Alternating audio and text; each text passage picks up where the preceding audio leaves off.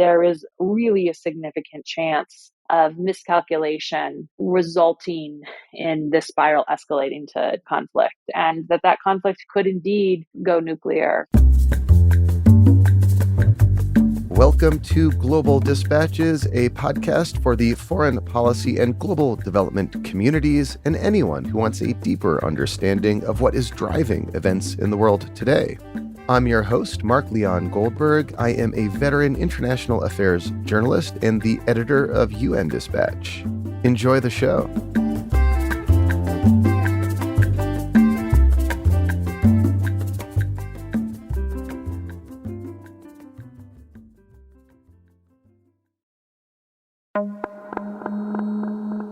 Over the last several weeks, North Korea has launched an unprecedented number of missile tests. In 1 week alone in early November, North Korea launched over 80 missiles, including short and long-range ballistic missiles. So why is North Korea suddenly flexing like this? And what do these missile tests suggest about North Korea's nuclear strategies and intentions?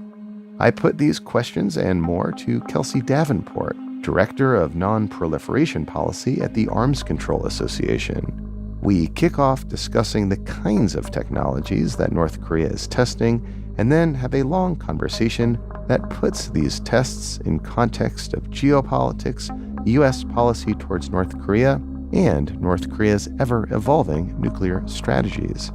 And now here is Kelsey Davenport, Director of Nonproliferation Policy at the Arms Control Association.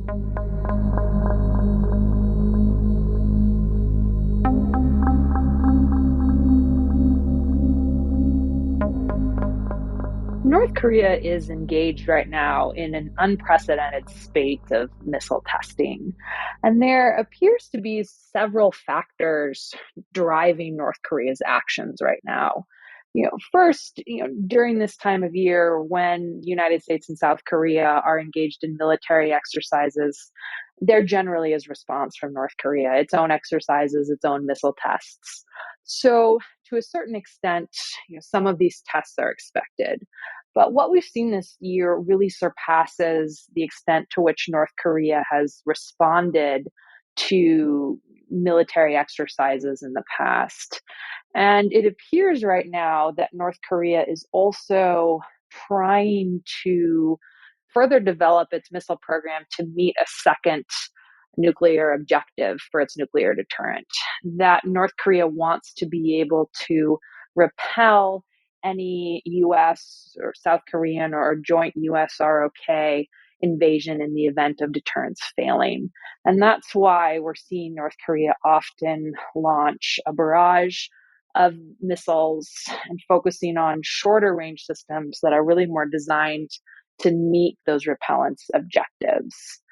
Then on top of that, on top of the regular responses to the exercises, on top of refining its nuclear capabilities to meet these deterrence objectives, I think North Korea and South Korea are engaged in an escalating battle of rhetoric right now and engaged a bit in their own sort of missile race. So at one point this month, we saw North Korea test more ballistic missiles in a single day than it ever has in its history. And that was really designed to try to demonstrate what a nuclear attack from North Korea would look like, to show the United States and South Korea, the extent to which, North Korea is prepared to use its nuclear weapons to defend itself, the extent to which it's going to be able to respond to an attack.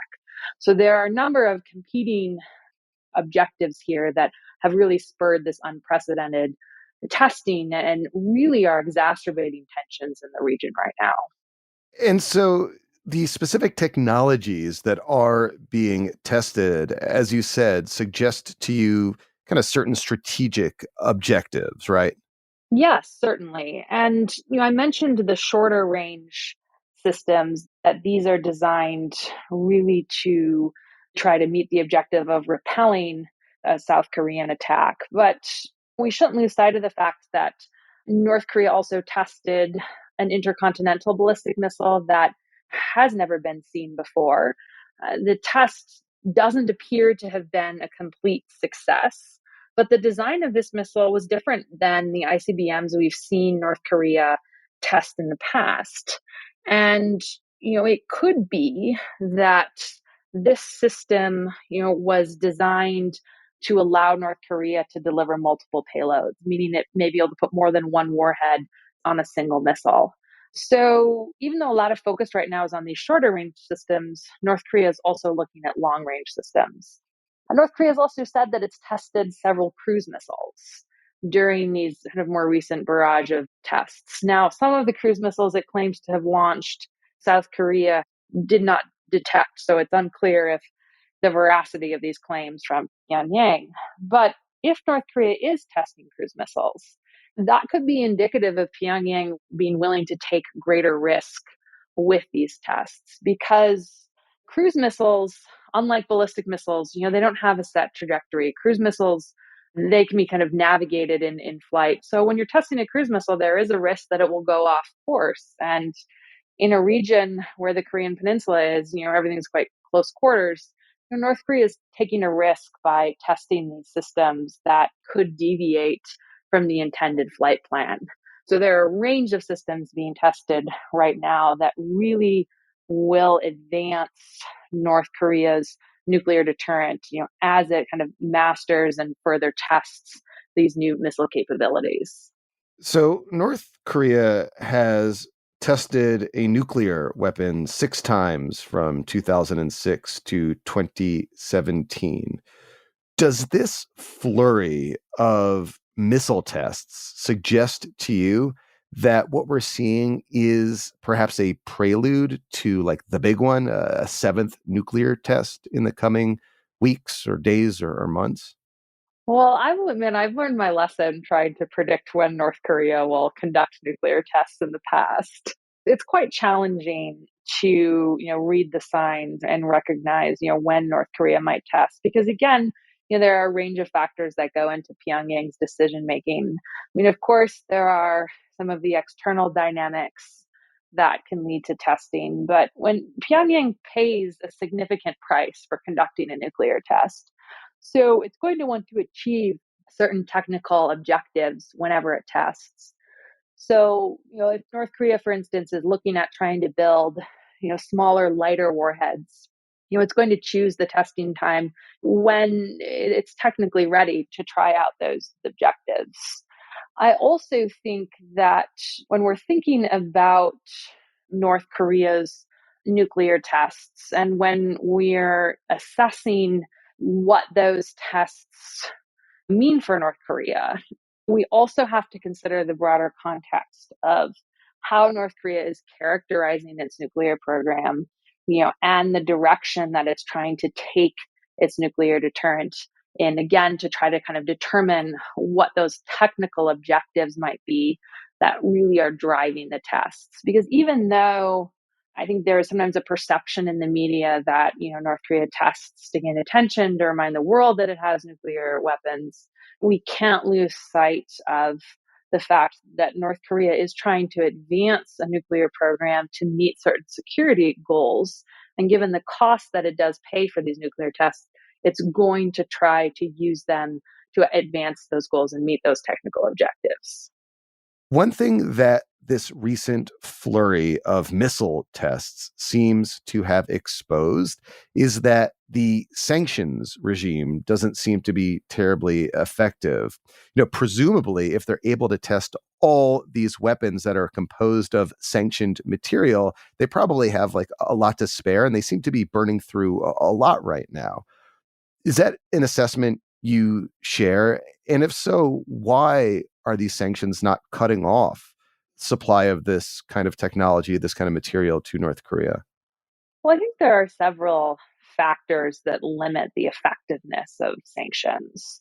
First, North Korea has managed to domesticate significant portions of the technological processes and the technologies that are necessary to build ballistic missiles. So it doesn't rely on imports to the same extent that it did in the past, just due to its domestic advances. Also, North Korea has been subject to these sanctions for decades. Sanctions are generally most effective for changing a state's policies and actions, within the first few years. Clearly that hasn't been the case with North Korea. And as time passes, North Korea has managed to build up some very sophisticated networks to evade sanctions and to allow it to procure, some of the materials that it cannot produce domestically. And also, I think that we're seeing now a shift away from the unity that the international community had in responding to North Korea's nuclear and missile tests for a long time. I mean, North Korea's missile tests happen so often right now. It's people often don't remember that these tests are actually prohibited by UN Security Council resolutions. They're a violation of international law. But the Security Council has failed to take any meaningful action against these tests, over the past year or so, because Russia and China have opposed imposing additional sanctions against North Korea. They actually favor a different diplomatic approach, lifting certain sanctions or lifting caps on certain, North Korean imports and exports to try to entice Pyongyang back to negotiations. So the lack of international unity right now also plays into North Korea's willingness and ability to evade sanctions. Also, I think it's important to keep in mind that sanctions can be a very effective tool of statecraft, but states have to believe that if they engage in diplomacy, those sanctions will be lifted. And I think Kim Jong Un's experience trying to negotiate with the Trump administration, raised concerns about U.S. willingness to lift sanctions. So I think there's also a lack of incentive on the North Korean side to engage in a way that would lift these sanctions. And that then incentivizes greater sanctions evasion. It strengthens these networks that are designed to go around sanctions. So I'm glad you mentioned the geopolitical environment in which these new missile tests are taking place. Earlier you mentioned there's like a seasonality to North Korean missile tests, but this time around we are in this kind of hardened international environment in which the U.S. and Russia and China are increasingly at odds, and the whole sort of diplomatic framework for engaging North Korea requires unanimity between Russia, China, and the United States. In this context, should indeed North Korea detonate a seventh nuclear test, can we expect like the costs that are imposed on North Korea to be more muted than they have in the past? Well, I do think that there's going to be a difference in an international response to missile tests versus a nuclear test. And that's in part because Beijing does have some concerns about further nuclear testing from North Korea. Part of which stems from questions about the stability of the North Korean nuclear test site and the implications that further tests at that location could have in terms of the geology, in terms of radiation release. So I do think that if North Korea conducts another nuclear test, there is a greater chance that the Security Council might act. I do think, however, that if we look at nonproliferation writ large, if we look at the sanctions space writ large, there is sanctions fatigue setting in that's bigger than North Korea. That's more of a regime wide kind of phenomenon right now. And I think there is frustration in Beijing and Moscow that predates this discontinuity in policy approaches to North Korea over how the US applies and wields sanctions.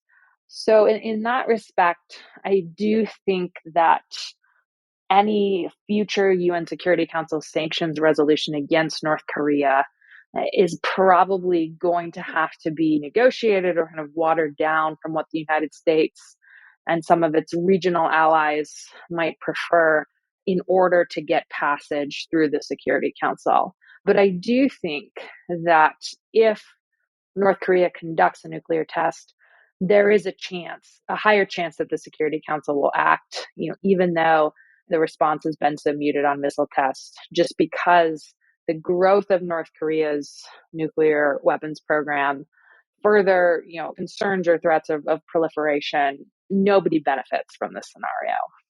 So we're 2 years into the Biden administration now.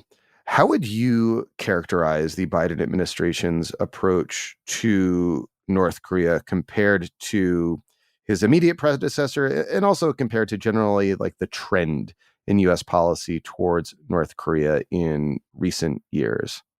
Every president comes into office with the intention of reviewing North Korea policy, but ultimately they end up with a very similar approach and change the name in order to distinguish themselves from their predecessors.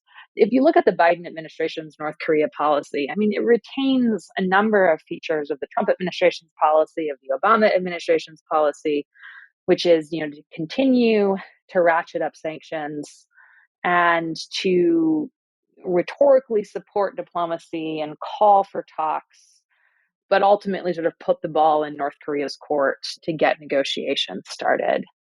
And I think in part that's why we've seen diplomacy have so little success in addressing the North Korean nuclear threat. The lack of diplomatic success, I think, has led a number of people to conclude that we cannot reduce nuclear risk with North Korea. We cannot successfully negotiate. We cannot give them to give up their nuclear programs. But that sentiment has never really been truly tested by an effective negotiating process. I think the Biden administration would be much more likely to achieve success in negotiations with North Korea and demonstrate to Kim Jong-un that they are interested in effective diplomacy that also benefits North Korea. If they were to put some more specifics on the table to show how North Korea would benefit from talks. Generally, when the Biden administration, the Trump administration talked about engaging with North Korea on the nuclear program, a lot of the action was front loaded on North Korea. North Korea had to take a number of steps to reduce nuclear risk before it would receive anything in return. And that's not a bargain that's going to appeal to Pyongyang. So if you could show North Korea that there will be some tangible benefits if it engages in diplomacy, then I think talks are much more likely to succeed. Unfortunately, right now, given North Korea's kind of ratcheting up of its missile testing, the possibility of another nuclear test, it doesn't seem likely that Pyongyang wants to negotiate right now. It seems like Kim Jong-un, kind of similar to 2017, before North Korea negotiated with the Trump administration, that they're trying to expand their nuclear weapons related capabilities in order to enter negotiations from a position of greater strength. But the Biden administration could be laying the groundwork now for effective diplomacy if they weren't just saying, we're willing to talk without preconditions. Until then, we're going to continue our sanctions approach, but actually said, this is what North Korea might be able to expect from a negotiating process. And this is what we might be asking North Korea to do earlier on. Of course, no administration is going to go into specifics. They're not going to want to give away their negotiating strategy. But I think the Biden administration could do a better job of just kind of laying out in broad principles how Pyongyang would benefit from this negotiation.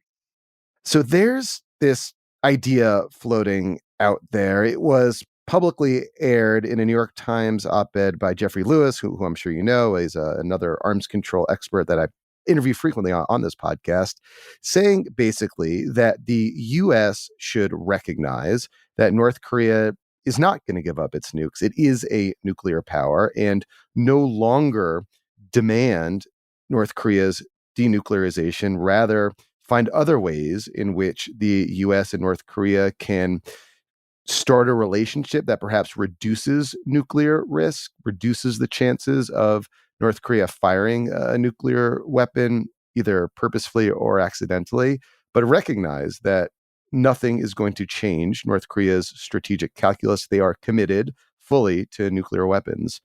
I take it from what I heard in your last answer, you don't fully buy that argument. Can you just respond to it and address it?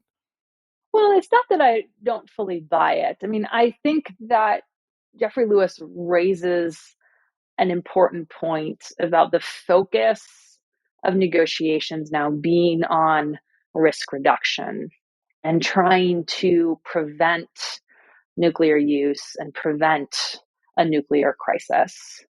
I think that given that denuclearization is going to be a very complex multi-year process, starting with some of those principles of trying to reduce risk, of engaging in sort of arms control like negotiations, makes sense. I'm reluctant, though, to give up denuclearization as a long-term goal because I think it has negative implications for the broader nonproliferation regime. North Korea has nuclear weapons. I mean, there's no question about that. But if we formally accept North Korea as a nuclear armed state, I'm concerned that could send the message to other would-be proliferators that if they build nuclear weapons and just stick at it long enough, that they too could be granted some type of acceptance as nuclear armed states kind of within the international order. And given that we might be at the precipice of further challenges to the nonproliferation regime, other states trying to build up nuclear hedging capabilities, I just don't think that's a precedent that we want to set right now. However, I don't think that we should go into any negotiations, as I said, demanding denuclearization from the onset. It's not going to happen. It's not going to happen politically. It's not going to happen technically. And, risk reduction right now should be the more immediate concern. But I wouldn't abandon denuclearization altogether, in part because North Korea itself has committed to denuclearization multiple times, in part because the US has also committed to dismantle, its nuclear weapons, as part of its international treaty commitments. So holding states to the standard where they're expected to ultimately give up their nuclear weapons, addressing the security concerns that prompt states to get them, I think is just an important part of the general nonproliferation and disarmament architecture that I'd be reluctant to move away from at this point. So if denuclearization of the Korean Peninsula is the long-term goal, as you articulated, and not something that is likely to happen in the near term, are there any concrete steps that key international players like the United States could take to reduce nuclear risk in the near or short term? Yeah, I absolutely think there are critical steps that the United States could take right now. Currently, I think the prospect of miscalculation on the Korean Peninsula is very high. The risk that North Korea perceives a military exercise as an incoming attack, the risk that this escalation of missile testing, could lead to a missile accidentally, targeting the other state, that is very concerning. I mean, I think that there are steps that should be taken to increase crisis communications in the region. I think that the United States and South Korea could roll back some of its military exercises to make them less provocative. I mean, it's not surprising that North Korea responds to some of these exercises when part of South Korea's planning about how to respond to the North Korean threat is the concept of trying to sort of decapitate the North Korean leadership. I mean, of course, Pyongyang is going to view that as provocative and respond.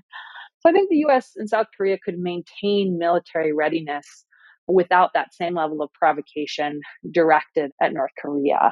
I also think that in the interim, if we're thinking about other sort of initial steps in a diplomatic agreement or sort of confidence building measures, South Korea could look at its own ballistic missile program and put something on the table that might be attractive to North Korea. Maybe both sides refrain from testing missiles of a certain range for a particular period of time. Because that's one thing that I think often is missed in this conversation, that the United States and South Korea are not just responding to North Korea's military advances. North Korea is also responding to the US and South Korea's military advances. They're responding to the missile race in the region, even though they themselves have instigated part of it.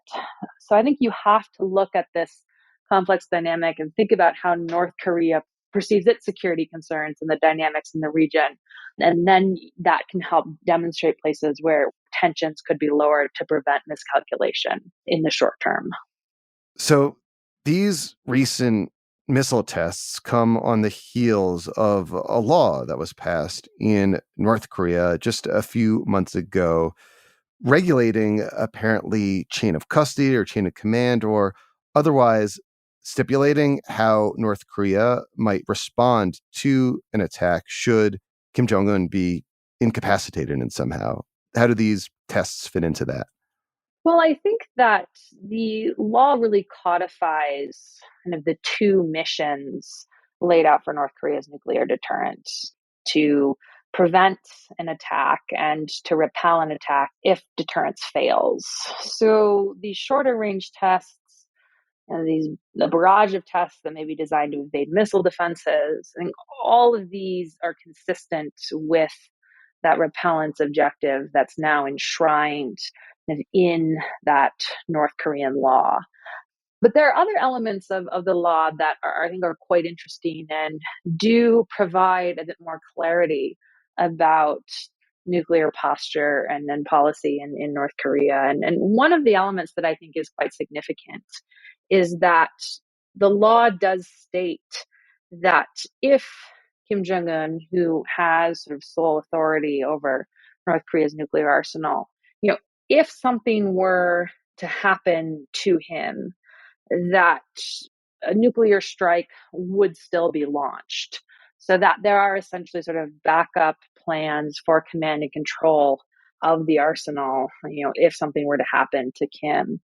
And I think that really was designed to send a message to South Korea that in its planning and its range of military readiness and exercises that it's maintaining, that any attempt to try to prevent a nuclear strike by taking out the North Korean leadership, will not work because the nuclear arsenal will still be launched. And I think that those were really some of the key aspects of that law. Now, the law does also state that North Korea is willing to use nuclear weapons first. And in describing kind of the range of scenarios under which that is permissible, I think it does demonstrate that Pyongyang would not feel inhibited in using nuclear weapons against a conventional attack if it viewed the regime as under threat. So again, I think that demonstrates that in this escalatory spiral of tensions we're seeing in the Korean Peninsula again, there is really a significant chance of miscalculation resulting in this spiral escalating to conflict, and that conflict could indeed go nuclear because of these dynamics and the rhetoric and the escalations that are currently ongoing. Thank you so much for your time, and I really appreciate it. Yeah, my pleasure.